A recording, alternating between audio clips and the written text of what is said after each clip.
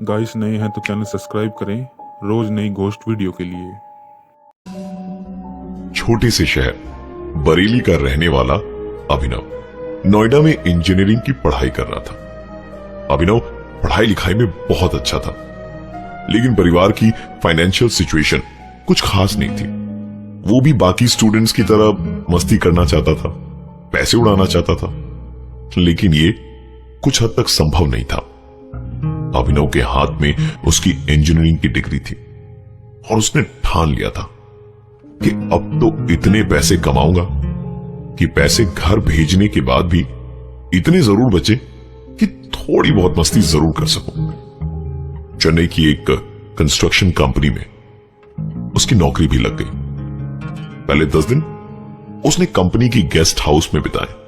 इस बीच इधर उधर खोजबीन के बाद उसे एक 2 BHK फ्लैट रेंट पर मिल गया। ऑफिस से थका हारा अभिनव जब घर पहुंचा तो रात का खाना बनाया और उसके बाद किताबें पढ़ते पढ़ते उसे कब नींद आई पता ही नहीं चला। आधी रात गई उसकी नींद एक आवाज से टूटी। घड़ी की तरफ देखा तो करीबन 1 बजे थे उस समय। आवाज घर के मेन गेट से आ रही थी। कई सवाल उमड़ रहे थे अभिनव के मन में। कौन हो सकता है इस समय? क्योंकि इस शहर में तो वो ज्यादा लोगों को जानता भी नहीं है।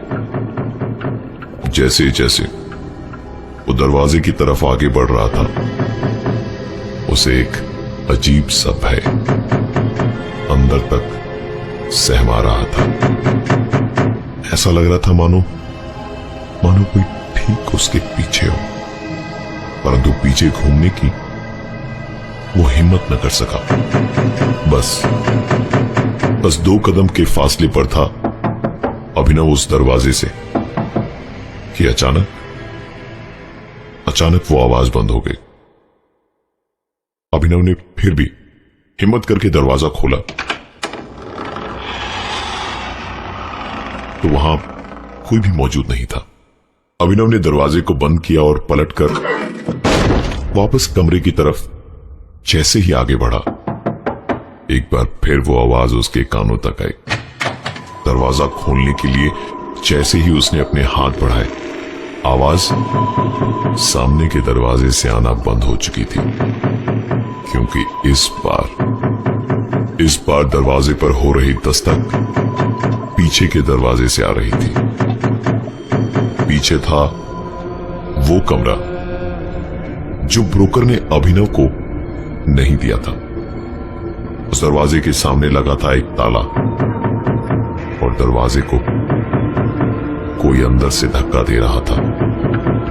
अभिनव और बर्दाश्त नहीं कर पाया और सीधा अपनी बिल्डिंग से बाहर निकलकर परेशानी वाली हालत में अपने दोस्त ऋषि को फोन करने लगा। ऋषि के फोन उठाने पर अभिनव ने उसे सारी बात बताई। आधे घंटे के ठीक बाद ऋषि उसके घर के बाहर था। दोनों एक साथ घर के अंदर प्रवेश करते हैं। चारों तरफ सन्नाटा था, ना कोई दस्तक और ना ही कोई और आवाज।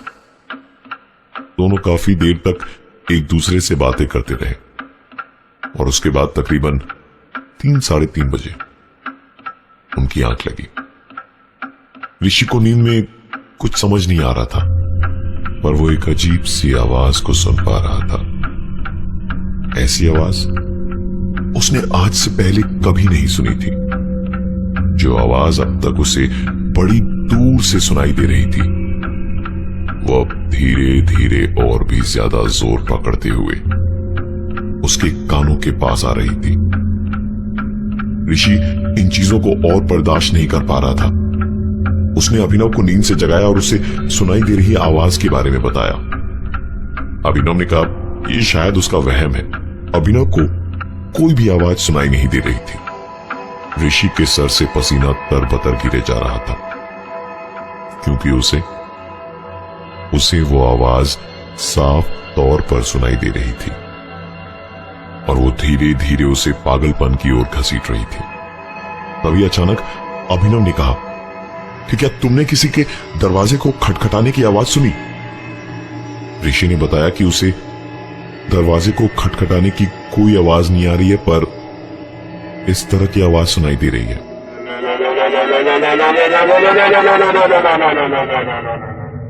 ऋषि और अभिनव दोनों ही कुछ अजीबोगरीब आवाजें सुन रहे थे, लेकिन दोनों को सुनाई देने वाली आवाजें अलग अलग थीं।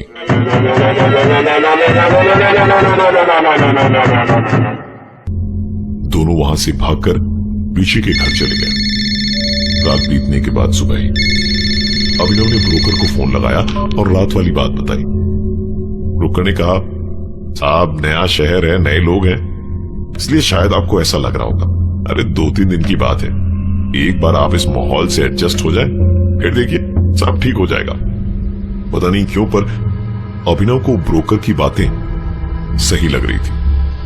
उसने अपना काम खत्म करा और थका हारा ऑफिस से लौटकर अपने घर का ताला खोल ही रहा था कि तभी पीछे से आवाज आई, तो आप ही हैं अभिनव साहब, सुना आपको बड़ी दिक्कत हुई रात को।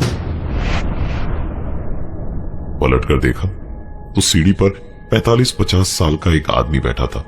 बातचीत आगे बढ़ी तो पता चला कि वो इस मकान के मालिक हैं। अभिनव ने घर का दरवाजा खोला और घर आए मेहमान को अपने साथ अंदर ले गया। अभिनव ने कल रात घटी सारी घटना विस्तार से बताई तो मकान मालिक ने पूछा कि ब्रोकर ने आपको दूसरे कमरे की चाबी क्यों नहीं दी? वो ब्रोकर कुछ गड़बड़ तो नहीं कर रहा? दोनों बातें ही कर रहे थे कि अचानक एक बार फिर दरवाजे पर वैसी ही दस्तक सुनाई दी जो कल रात अभिनव ने सुनी थी।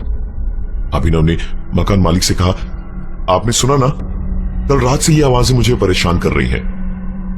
मकान मालिक हैरान होकर अभिनव की तरफ देख रहा था क्योंकि उसे कुछ भी सुनाई नहीं दिया था। खैर हिम्मत जुटाकर अभिनव वहां से उठा और कहा, मैं आपके लिए चाय बनाकर लाता हूं। चाय बनाने के लिए किचन में जाना तो बहाना था ताकि वो उस दरवाजे पर नजर रख सके जहां से वो अजीबोगरीब आवाजें आ रही थी। उसने चाय बनाने के लिए पानी उबालना शुरू किया और साथ ही ब्रोकर को फोन लगाया और कहा, यार सच बताना, इस घर में कुछ गड़बड़ तो नहीं है ना? इस घर के मालिक हमारे साथ यहां बैठे और पूछ रहे हैं कि दूसरे वाले कमरे में ताला क्यों लगा रखा है। मकान मालिक का नाम सुनकर ब्रोकर की मानो हवाइयां उड़ गई। उसने दोबारा पूछा, कौन आया है आपके यहां? अभिनव ने बताया, मकान मालिक। तो ब्रोकर हड़बड़ाता हुआ दौड़ते हुए उनके घर पहुंचा।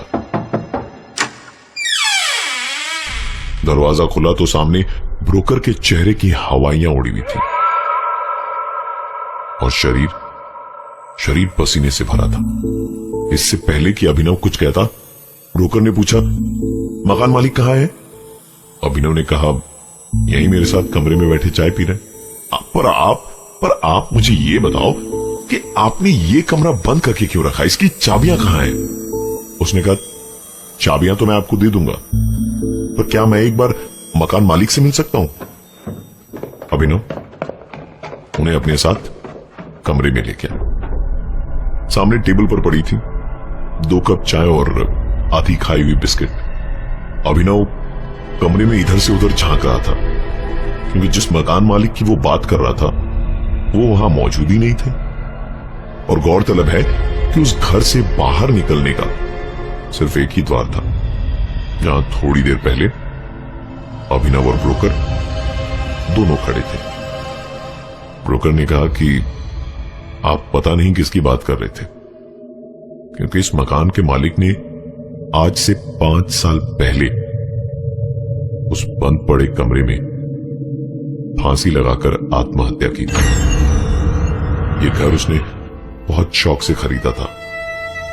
रिसेशन के कारण उसकी नौकरी चली गई थी। धीरे धीरे वो कर्ज में डूबता गया।